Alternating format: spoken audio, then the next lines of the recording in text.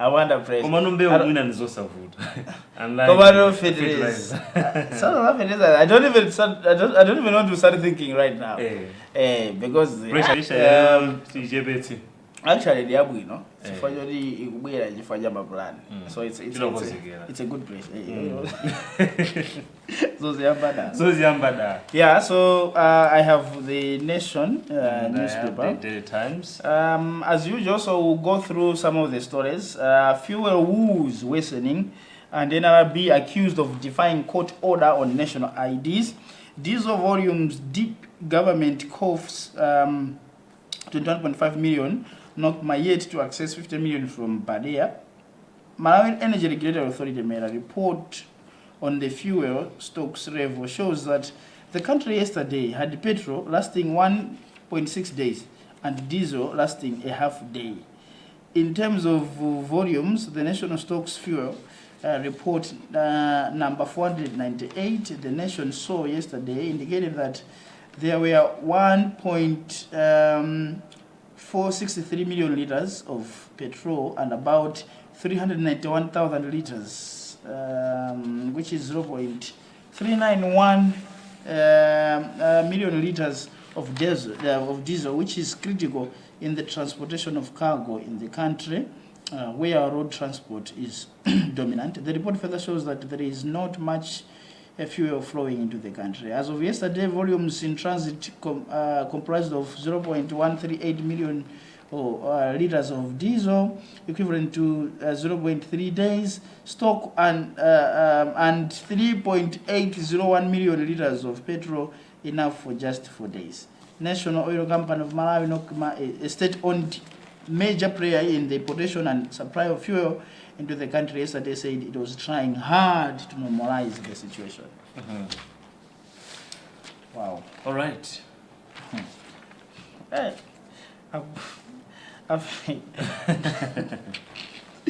Nogima, how are you? How are you, Nogima? Can you go on, Dimini? We know I got a goodie. Never been a baggy. I'm not goodie. I'm okay. I'm not to a boma la Peter. Somebody said that I had to a boma la Peter. I don't know if that's what Malawians can agree or disagree with, but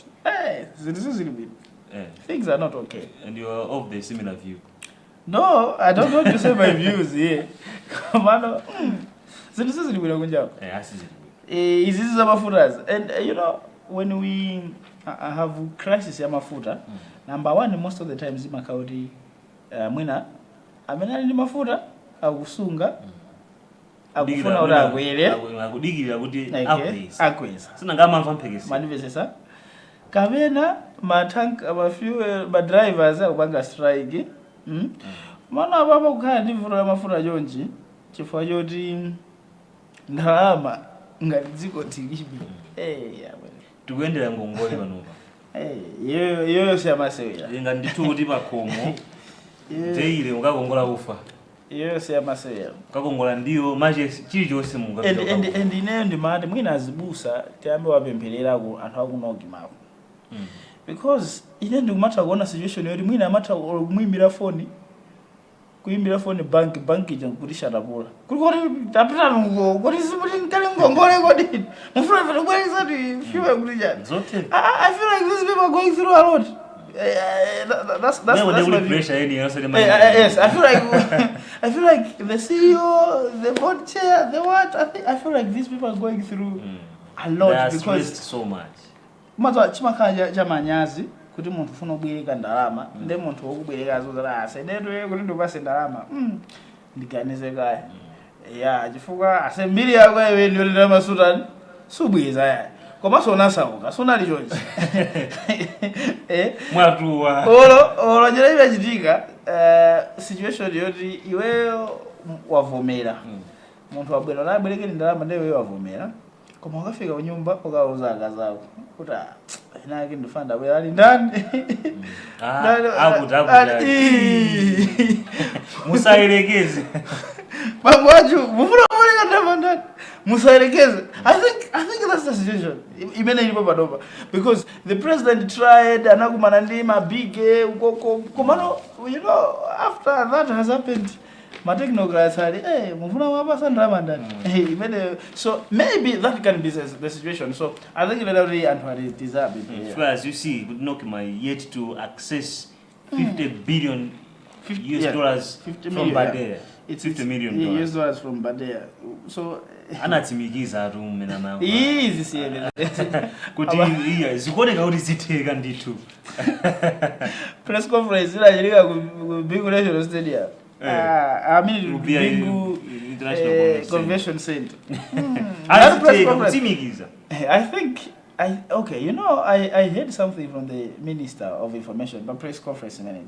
He was like, no, if boma loti tsikamavuta timabwera poera. I think to me that was just, I think there was some hope. They were able to see kuti zinthu zijazitheka. Now they went to start speaking. Banoba sangatuluke. Banoba sangatuluke. Mukazangu they don't have anything to say actually. So what are they going to come out and say? So it's a difficult situation. Ndi boma abe batha akonza obwera uzango kamba kena kake basi. Ka bongo dipimba maso bora zateka. No, bring it on. Bring it on. Komano when we go kuma pumps zinto sizibino, and honestly zinto zabanga affect zinto zambili. Someone was telling me that mazi magesi akhoza sogamba kuvuta actually because of the same thing. This morning when mabwera unoko I had to see my phone ndithu kuti blanta ya madzi akoneka kuti yes, kuna nthu kuti anthu yes, mina banga access madzi muna ma kiosk and like kuti aika mabigi mtupanzire kuti they want to access water. Yeah, so these things become now mabanga beya mavuto ena. We hope national naona ba status ya mtu nakola makaja kuli kuni. She was like for some hours, something like that. I hope it's not linked to Nkadiam.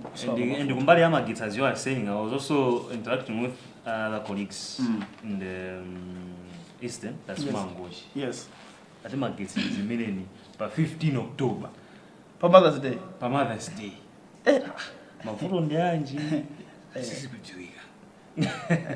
Yeah, so it's bad. I think we can go to a story. There is another story here. Abwanali anaenda kudzana ndidzulo. President Chakwera rallies voters to register. President Lazarus Chakwera has urged eligible Malawians to take advantage of their current voter registration exercise before it ends on Sunday, November 3rd, so that they will be able to cast their votes on September 15, 2025. The Malawi Electoral Commission is conducting voter registration exercises in 14 districts, including Gaza. Chakwera, who is also the leader of the Malawi Congress Party, spoke on yesterday during a whistle stop tours aimed at sensitizing Malawians to the importance of voter registration. Anali kumene kudetsa kukachondelera anthu kuti apite akalembetse. Ngati munthu lero luleke ku nyumba ya mikango kuti anthu akalembetseni. Osana. Akuluakulu tapita ndi akalembetse. We cannot afford it. In this country we are already struggling. Sitingama banga so afford the president aziro joka ku state house. Kola kakuze kuti mukalembetse. Kuti chani? You see, this person is doing that for his own benefit. So that because he wants to become the president again come 2025. It has got nothing to do with you as a Malawian. Okay? But you have the duty, a civic duty. You don't need the president to come and tell you. Otherwise, that's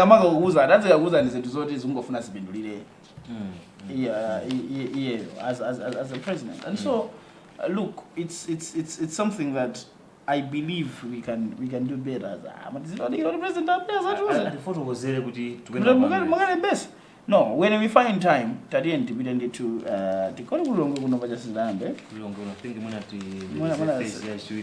phase.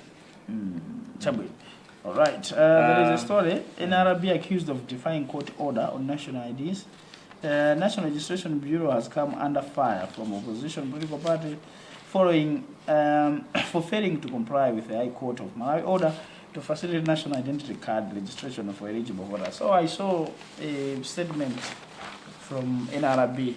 I bet it was coming because of maybe the concerns that yeah, have been raised. and I made two statement that we are going to comply.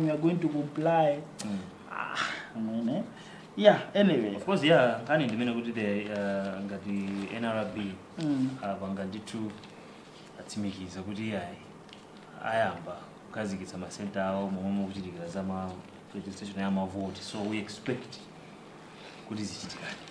NRB has to be prosecuted for contempt of court because judgment manage in fact it didn't come out this week. It came out last week. So from last week they have to come out yesterday and start saying we are starting to comply. So what about the other hours from the moment the judgment was delivered? Why we were sitting down discussing so, about that, it will involve logistics and the like. but these guys, do you know that these guys are not signing an they are going to be doing these things. I think what the court was trying to do was what Akajari already did that time, honestly. So I think it's not good. It's not good. I think something has to happen, and it has to continue happening actually, because mabungwena anthu I think amarengera bangomo, I don't know ngati kuti ndiza kunyumba kwawo koma chinthu choni chaboma you need. In fact, in dramas, when we talk about money, dramas is not going to come in somebody's pocket. It's going to come from Malawians themselves. So I think it has to go that way. There is another story before you go to business. And the mafuna ndingoitenga here because it's quite interesting. Law of voter registration turnout hits in Kota. National Initiative for Civic Education Trust says Kota is experiencing low voter registration turnout, particularly in the district's north areas. Speaking in an interview on Monday, NICE Trust District Project Officer Helena Mwiba said while the numbers are also low in all centers in the district, the northern areas are experiencing significantly lower turnout. Funeka nditu kulowerera koma ngati pali bungwe limene I think limazango yamba kuoneka kufunika kwake nthawi zisankho ndilira NICE. Koma civic education limene zichitika before zisankhozi. Other maybe just after, just like many mavangira make amayamba as a cycle. Koma amazipanga zinthu ngaraza like an event ngala kuzizimugira chani. Koma I think it's a problem of my resources. We don't provide them with enough resources. Ndalama, my resources are ndalama in fact. Kuti they should be able to go further out. Right, moving on to business. Malawi loses about 600 billion kwacha to El Nino. Malawi lost an estimated total of 341 million US dollars, which is about 600 billion kwacha, in crop and livestock, representing a 2.4% loss on the country's GDP due to the El Nino weather that hit the country earlier this year. This has been revealed in the latest socio-economic effects of El Nino in Malawi and implications for recovery and long-term resilience building report by the United Nations. Whether the El Nino yatibweteka kwambiri yatibweteka ndalama ndituzo wana 600 billion kutayika zokolola El Nino my livestock. Yes. So it's a big blow. Yeah, it's a big blow, and that's a big impact. 2024-2025 national budget strained. Analysts say fiscal plan assumptions off the mark after 6 months. Midway through the 2024-25 5.99 trillion national budget, stark discrepancies have emerged between the government projections and actual performance, sparking concern about fiscal plans implementation going forward.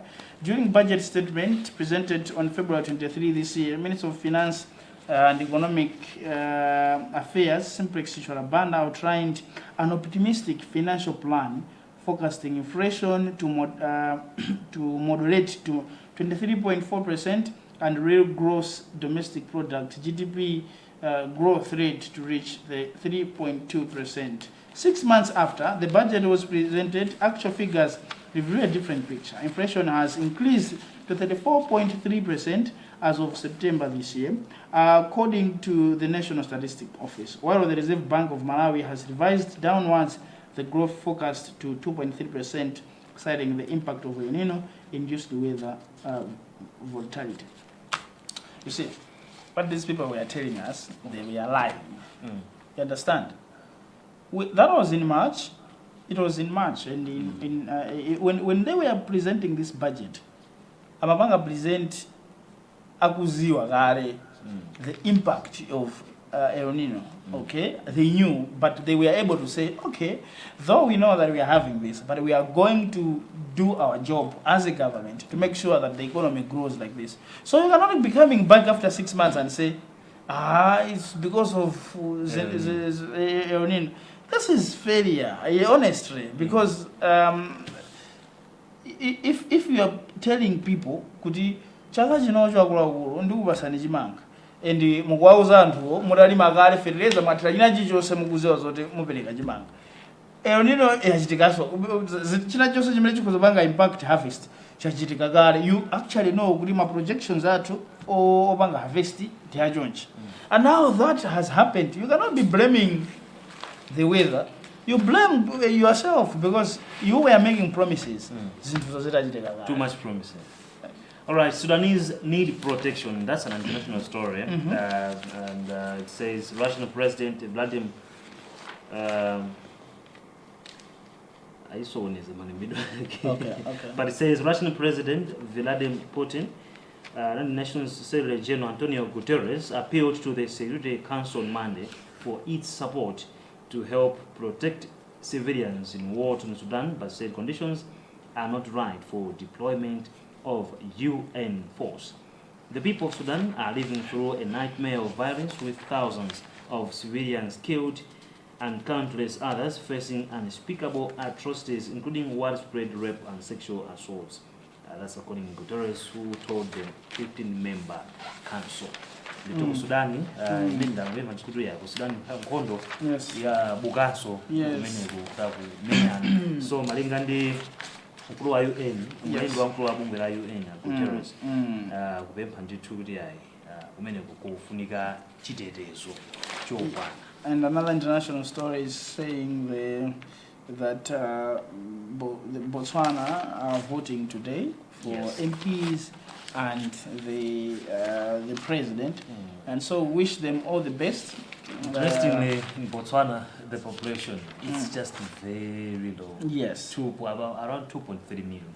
So but you know, these people are great. It's a good country. It's a great country, and it's something that we needed to commend them for. It's as great as it's great in terms of the people, just like Malawians, just like Malawi as a country, we are great. This country is also great, and as they are voting, we wish them all the best. Yeah. So in arts and culture, I've been following this story. Okay. So there is UMP Festival returns next year, director, but film producers want Kosoma big wigs out. The leadership of Corporate Society of Malawi, Kosoma, has come under fire for alleged lack of transparency in the distribution of 917 million blank media levy royalties.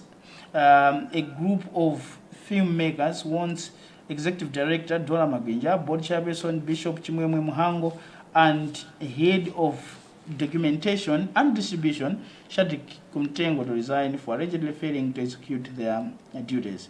Movie producer Jevas Nchitakupa said the distribution of royalties in question lacked transparency and fairness. Okay. You see, when you hear stories of these producers, they are able to... Actually, some of them were telling me yesterday, Mazuru, kuti Adrena amene alindima filimu, amene filimu yayo nayo sinalimbitsidwe kukosoma we. They received royalties. And anakalembisa after alandira kale. Now, nangasi anthu amakazo the same movie. It's just like you're you are trying to bribe, say, a journalist for argument's sake. You don't think they will not tell? So don't tell each other. Ati mauzana. I say, I would you understand? I would mafuna and bank is okay. So the producers as well, they were able to tell each other.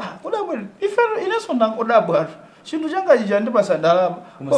Sana kalembese. More than the person and so saguze.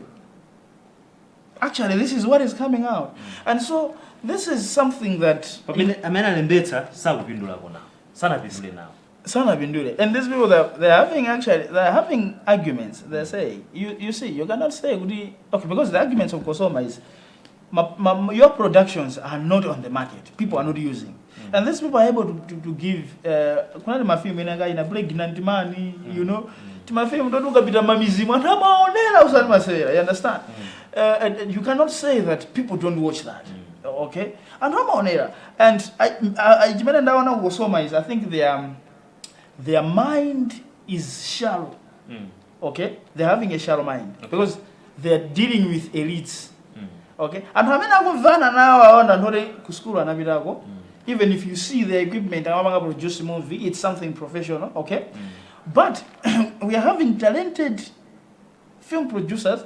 Or even if you see the equipment, you just see the movie. I think okay? So those people who some of them even literacy levels very low. Okay, so those are the people. I mean, unfortunately, they are in majority, and they are the ones who are calling for the resignation of the top management. Okay, and for our as many agoso maguma angula sa kumamba because amakazoda kuankurasizo. So what these guys were supposed to do was to reduce themselves. Okay, they come down and reduce themselves and be on that level. And then they go. Honestly, and it doesn't go down well. However, these producers, let me tell you the truth, these producers are only crying out loud because they are failing to, they are failing to, or they are refusing to change. Okay? If you look at the arguments, my arguments are on many of them or many of afuna zijitika beyonzo. Where Okosoma is saying, look, no. But YouTube, so these people, they don't want that. Okay? They are having a lot of arguments, common arguments. Technology has come, but you don't want to change. You don't want to transform yourself, to embrace the change. That's why they are in these kind of problems. Okay? So, eventually, these guys are also because system less understood. Mona, Komano system is following a management. You know you have suffered loss of your media product, and they are compensating you for that. Okay, so if I produce a movie and the movie because some of us should not come and compensate me because I haven't suffered loss. But if I produce a movie and Luntha Television has taken that movie, has aired it, in essence I've been doing it in terms of money. Because someone comes to Luntha and get the level and give you, okay? So these guys, they produce a movie, I got my disc, now I'm going to another music. They're getting money. So they're not supposed to get money from Kosoma as well, you see? But if they produce the movie, and wagungo igawana, ma social media, majani, yachuga movie, but the guy who produced the movie did not benefit anything. That's where Kosoma comes in and kumpasa moto jandrama. So these people, they are not understanding that. You understand? So awawa agango ajina ajimwe muhango wa ajina dola magujawa, if they will be arrogant and adamant. Let's quickly move on to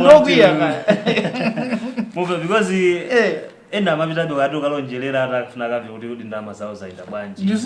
You see? Zambili. Okay, honestly, and I should thank DC and the police.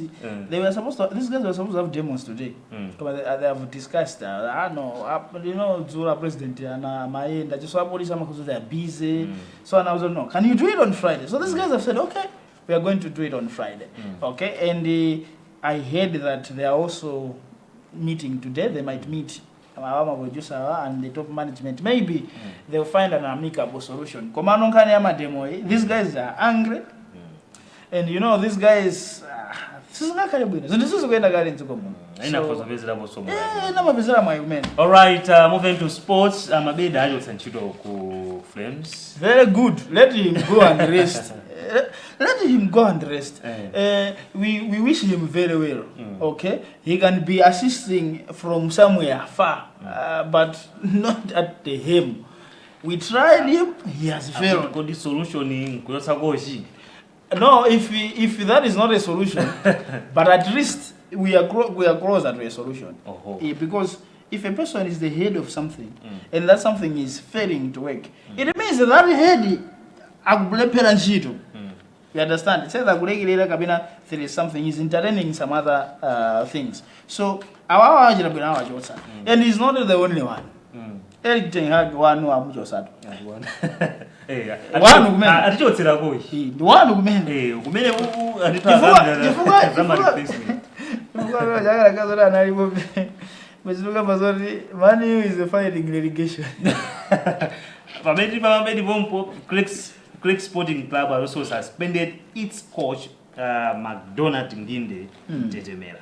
For the same reasons. Actually, it's again. Yes.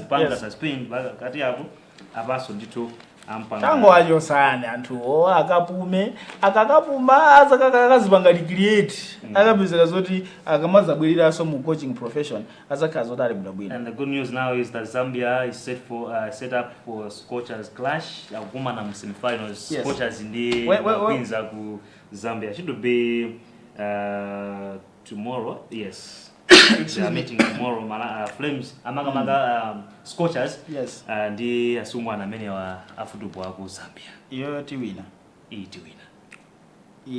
Tiwina. Ndipo tichinya more than 9. Kuposa itai. Yes. Ndipo ndalama zimene zimaberekedwa ku Flames. Zizibitawo. Take the 1/3 of that man. 3/4 of that man. Mwabase awo. Ku Flames iku kuli anthu oti olomura ngonena zoti tendi pali esa amene akalowa mShoprite mukamatuluka muziponya ndalama pena pake yosonkera ndalama za Flames anthu azisonka. It's okay. Chifu amene azisonka azikhaza zoti is entertaining kuluza kuja. So it's fine. Koma ndalama za basa ma Scorchers. Izozo ngati dziko tigwirizane because these guys have made us proud. In this country, not everything is going bad. The Scorchers are doing good. And there is a very breathtaking picture here of the Chawinga, of Temwa Chawinga, Tabitha Chawinga with Hurricane Ballon d'Or award. 16th, not bad, says Tabitha.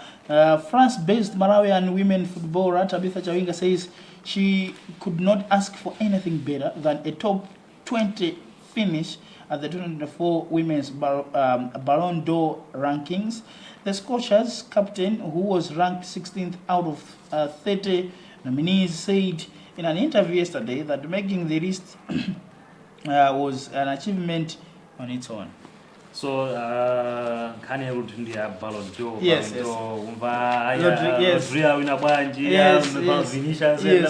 So there is a lot that is being said about the awards. Could be designed more than, but I think even here in the nation there is the same story. Okay. This is true, and people have escalated it and started saying it is the way it is now because of racism, something like that. But actually, if you ask me, this Vinicius Junior guy was supposed to get this Ballon d'Or.